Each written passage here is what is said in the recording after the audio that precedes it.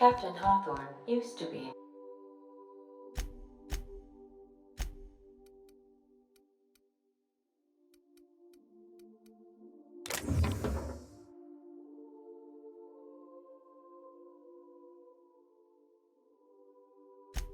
More dashing.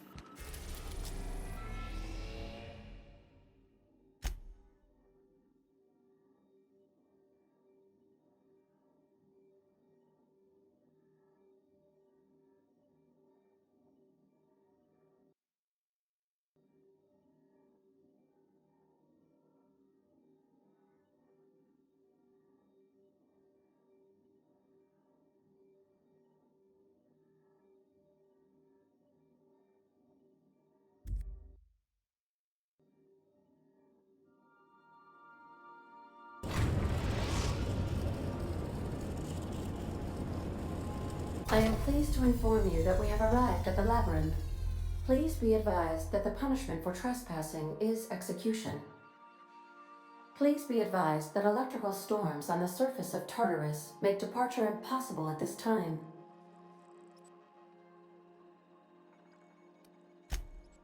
Oh, speak of the devil. Captain, I am receiving a transmission from the prison's docking authority now. Attention, unauthorized spacecraft. This is a maximum security installation. Your presence here is an explicit violation of UDL corporate policy. You are hereby confined to your docking platform until a ticket detailing your crimes has been filed and notarized, at which point your vessel will be seized and you will be executed.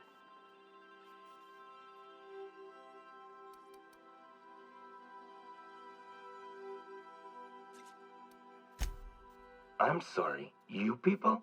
Did you just cast a generalization on upstanding UDL employees? That's a fine of 200 bits. You're up to 5,708, not including the cost of your execution and the disposal of your remains, which will be assessed posthumously.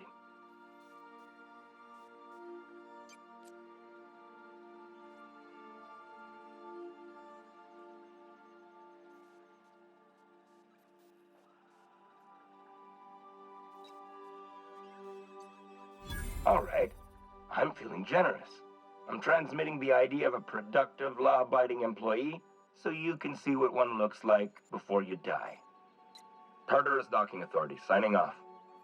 Transmission terminated. Biometric ID received. Transferring data to external cartridge. How can I be of assistance? Take care. I require a functioning captain to run the ship.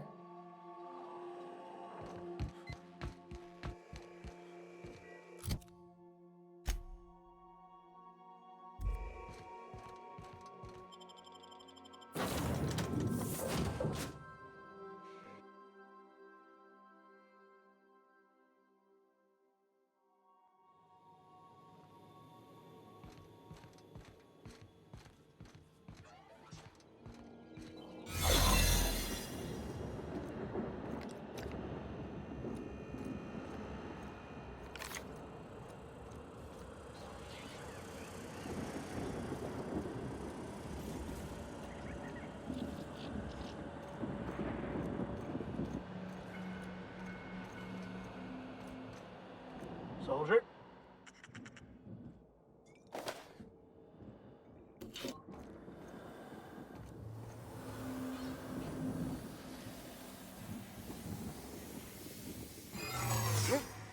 Unexpected. Hey, I saw that.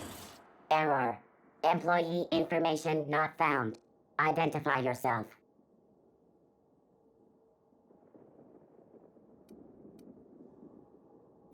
Error. Paradox protection protocols have prevented me from registering your stated identification. Please report to your nearest mechanical engineer.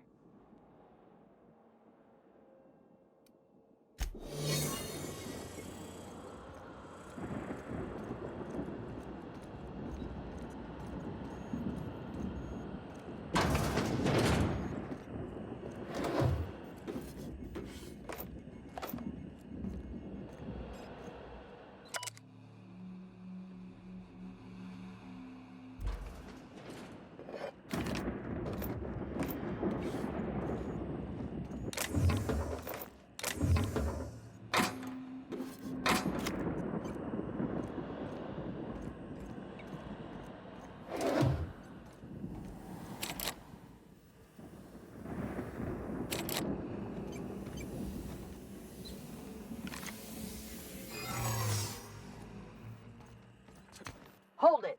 Something about you doesn't look right.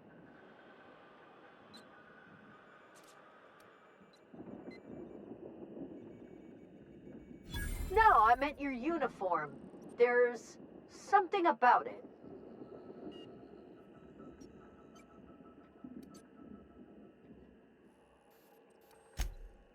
Aw, damn.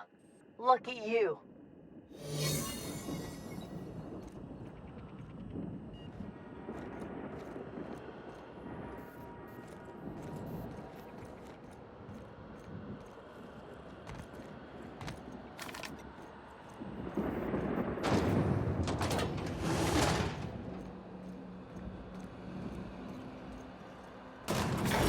Planned on seeing the inside of this place. I've got to admit, I'm not too keen on walking into a prison. They lock me up, I'm liable to kill everyone trying to get back out. Can't do that.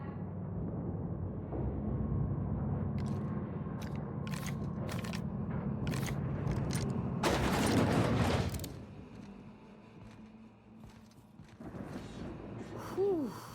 We have a lot of shooting to do, Captain.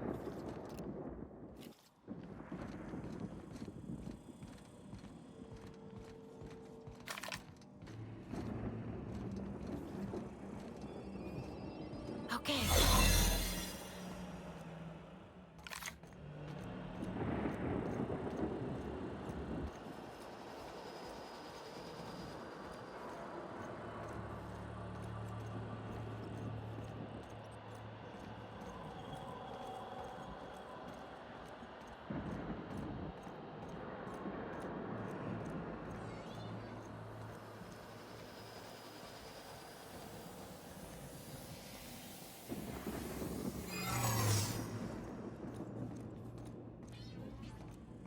Thought I saw something. Hold it right there!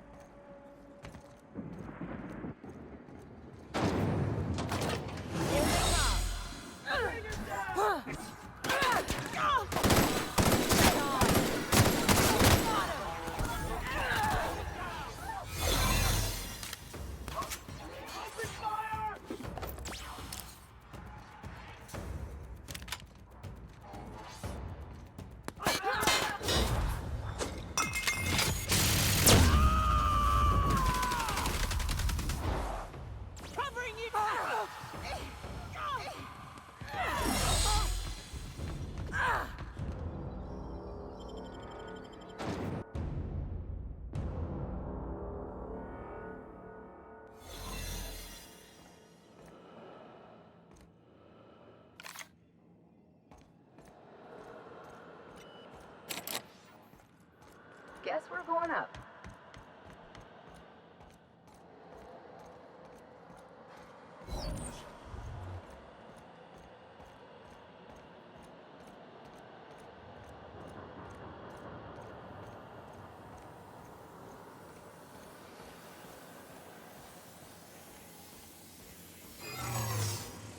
Halt. Security patrol initiated. Lawbreaker, I Prime saw and... that!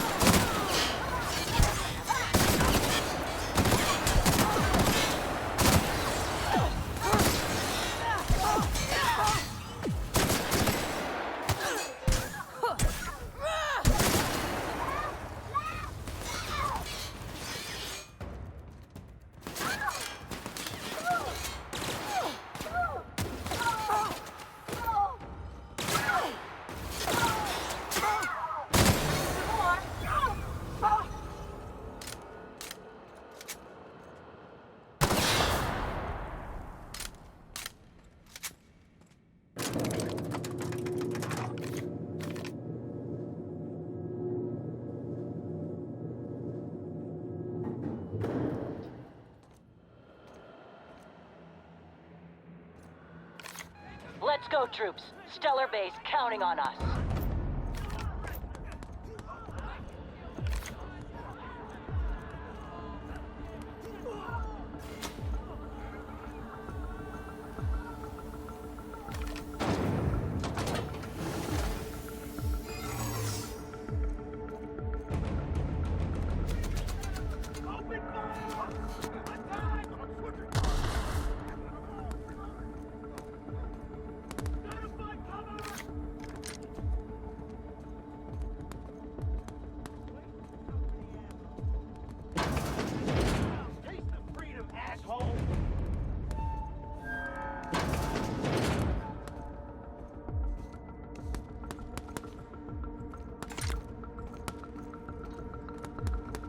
Pathetic.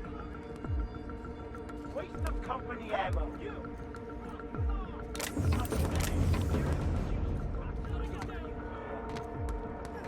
Their mistake. Waste of company ammo. Bring him down! Tough armor!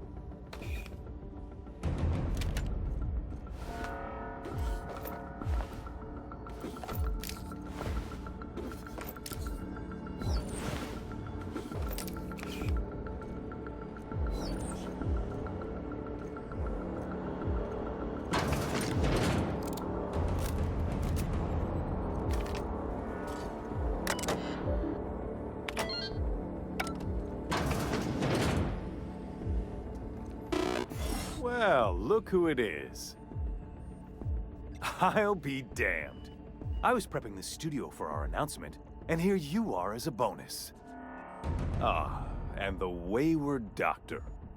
Are you about done with your escapades? We have faces that need lifting, after all. These days, I'm more interested in breaking them. Wouldn't mind taking a swing at yours.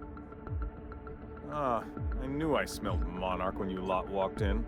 The stench of sulfur, depression, and desperate bravado is unmistakable. Keep talking, you'll be smelling iron.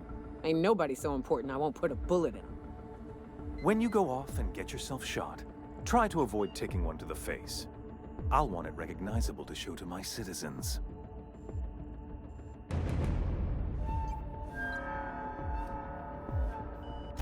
Haven't you heard? Phineas is working for us now.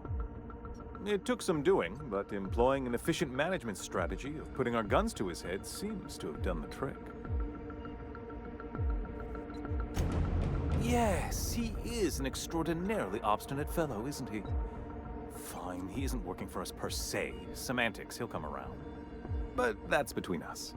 As far as my adoring citizens will know, we've turned a dangerous crackpot into a working-class man. It's a miracle.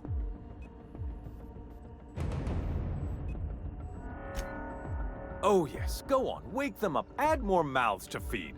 That'll solve our starvation problems. I don't know what half-baked plans that simpleton in a lab coat has been leading you through, but it's done. It's over. Let me ask you something, Captain. Have you at any point thought about not fucking up our entire society? At least that means someone's recognizing our work. I'm making actual progress towards stabilization and recovery. You're just getting in the way.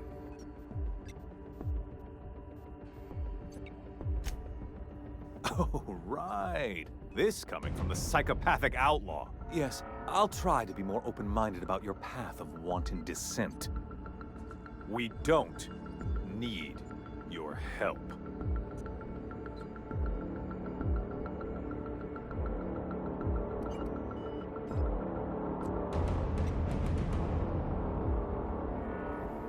I'll admit, there's no shortage of talent in the scientists and engineers there.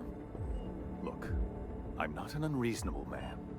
If you manage to storm the castle, as it were, and make it out of here with Phineas alive, I can't exactly afford more havoc than you've already caused. Fine. If you survive, you'll need someone to sell the rest of the board on your plan.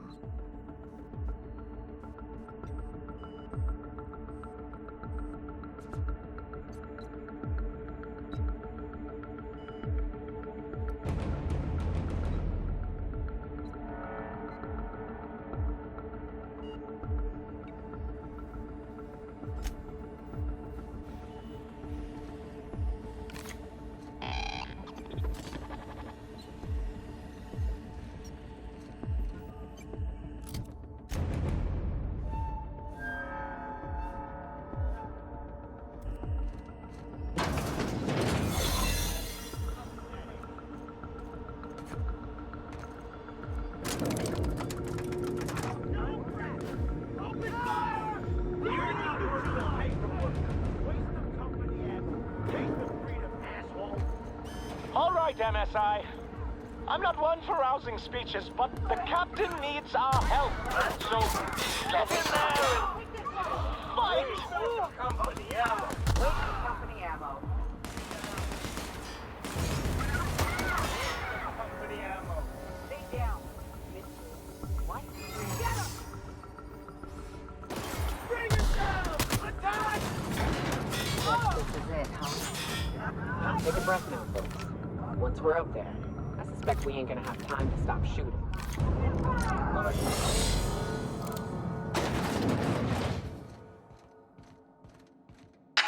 Captain, you have an uncanny talent for complicating my life. You've disrupted the balance of power. You've upset the natural order of things. You've introduced uncertainty, and there is nothing I despise more than uncertainty. I'm afraid I can't do that. I'm aware of your diplomatic talents, Captain. You have a gift for manipulation, but I warn you, I'm no easy mark. For all your talents, you are the enemy of Halcyon, and therefore you are my enemy.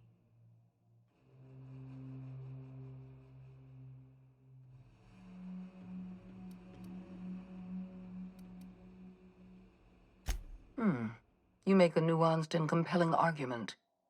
Here's my rebuttal. No. Dr. Wells is being held in my custody. His cooperation will prove invaluable, even if I have to beat it out of him. All that's left to do is put down this riot, arrest you, and then get on with the bloody business of saving this colony.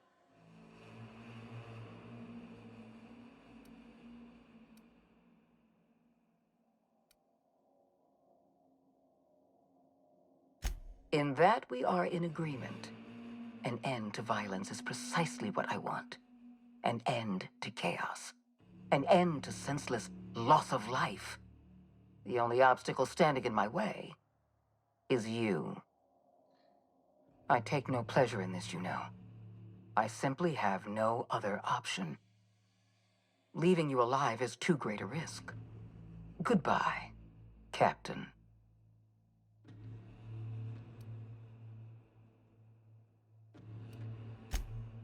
If you insist. This prison is equipped with an automechanical warden. I've had it programmed to eliminate you on sight and rinse your remains down a drain. And don't worry. I will inform Dr. Wells that you died heroically or something.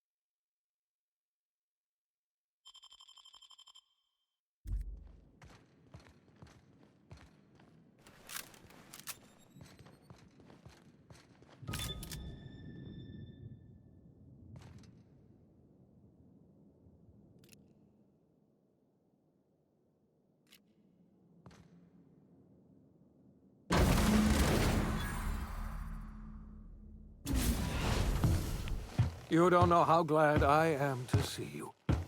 You did the right thing. Akande was a monster. Her death was much deserved, and long overdue. And you lunatic, you broke into the board's own fortress just to rescue one doddering old man. You are absolutely out of your mind, and I can't begin to thank you enough.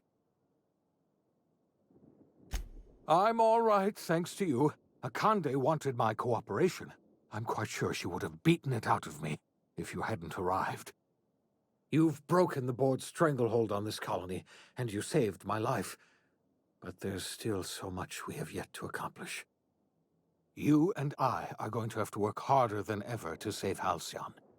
I'm afraid the situation is far worse than any of us ever anticipated. Earth has gone dark. We haven't received a single message in 3 years. There's been no communication, no signals, nothing. 2 years ago, the Earth's Directorate's frigate disappeared on their way back to Earth. We don't know what they discovered when they arrived, or if they arrived at all. They haven't exactly been hands-on around here anyway. So there's one less rubber stamp to worry about. Earth is humanity's home planet, Miss Fenhill. The psychological effects of losing our original home will be devastating. So we've got to make do on our own. Seems to me that'll make us stronger in the end anyhow. You're quite right. We've got no choice but to make do on our own. We're in serious trouble, my friend. Do you know what this means for Halcyon? We can't rely on Earth for support anymore. We've been cut loose. We're entirely on our own.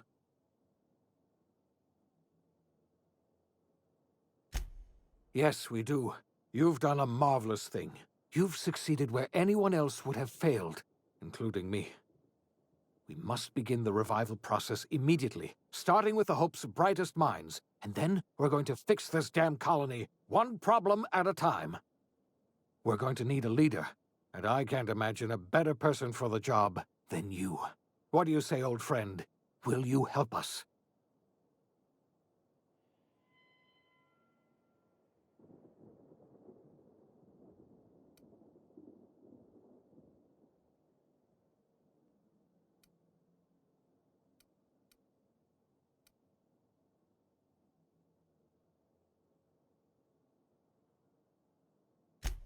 The chairman? I don't know why you let that heartless creature live, but I'll have to trust your judgment. You're the best thing to ever happen to Halcyon. If you want to take it upon yourself to lead this colony, you have my support. We're not a colony any longer, are we? Our last connection to Earth has been severed, and so we have been set free. Our future is uncertain, and no one knows what tomorrow holds. Exciting, isn't it?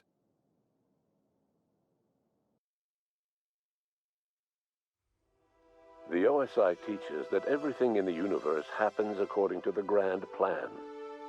But the stranger that arrived in Halcyon was an unplanned variable. From the moment he landed in Emerald Vale, his actions altered the course of history. The events on Tartarus brought about the end of the board's authority. But the board's mistakes would haunt the colony for decades to come. The damage they left behind would require the work of a generation to repair. Dr. Phineas Wells began reviving a handful of the Hope's colonists. Engineers, scientists, technicians, and intellectuals. They were among the brightest minds the Earth had ever sent out into the stars. The Hope scientists and engineers woke up in a colony descending headlong into total collapse. With no way to return to Earth, they had no choice but to band together and devote themselves to the cause of saving Halcyon. The people of Halcyon were nothing if not hardy. In the absence of the board's authority, many of the colony's settlements banded together with a single purpose in mind: survival. Life was especially hard in the years to come. Some towns dissolved by attrition and starvation, but most of them found a way to carry on. In the years to come, Halcyon was forced to reckon with its newfound freedom. The board was gone, and for better or worse, the colony was responsible for its own destiny. Between MSI's worker-centric policies and the iconoclast's manpower, Sanjar and Zora were able to rally many of the Terra 2 townships to their cause. MSI's workforce swelled, and the iconoclasts enjoyed a significant surge in their ranks. The board was too distracted by infighting and internal politics to stop MSI from becoming a powerful corporation and a refuge for townships that might have fallen through the cracks. Sublight Salvage adapted to the changes in Halcyon, shifting their business model to suit the times. Their claims of legitimacy were scrutinized, but ultimately unquestioned. Lilia Hagen would continue to protect her family as ruthlessly as ever. Adelaide McDevitt replaced Reed Thompson as the leader of Edgewater. She and her followers transformed Edgewater in their image. Anyone loyal to Reed was pressured into leaving town, and those who stayed behind adapted to her way of life. Adelaide transformed the old cannery into a new garden. The nearby Edgewater Cemetery provided a convenient source of fertilizer. Junlei Tennyson fought to protect the Groundbreakers' independence. While the board's influence faded, mechanical difficulties forced her to rely on parts that only corporations could provide. The cost was high, and time would tell if Junlei could balance the work with her aspirations for a better future. The rediscovery of the Hope and the abandonment of the lifetime employment program forced Byzantium to come to terms with some uncomfortable realities about the state of Halcyon. While Byzantines were reluctant to surrender the luxuries they'd grown accustomed to, the board's diminished authority gave them little choice in the matter. Nearly everyone had to learn to make do with less. Some even had to get jobs. It was a dark time indeed. Your influence shifted Ellie's perspective. She finally admitted, albeit grudgingly, that she just might need other people. Sometimes. With a steady income from the life insurance payouts, she was finally able to afford a ship of her own. She hired a small crew and flew supply missions to communities on the fringe. Some of them were even legal. Life in Halcyon was sobering for Felix Millstone. The grand revolution he dreamed of never came. There was no great awakening for the colony, no celebrations in the streets. There was only the hard, desperate work of trying to repair a broken colony. Felix never had a head for numbers, but if there was labor to be done, he was there to help. Eventually, Felix realized that the work of a revolution was done with two hands.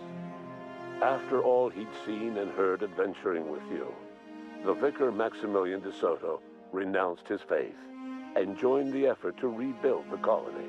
Ironically, he finally found the joy that had eluded him over the course of his life, and realized that perhaps he was always meant to be just a simple laborer after all. He quickly dismissed the idea. Though Parvati eventually grew comfortable aboard the Unreliable, she never quite came out of her shell, and she often wished aloud that her dad was still alive to teach her about the finer points of starship care and maintenance.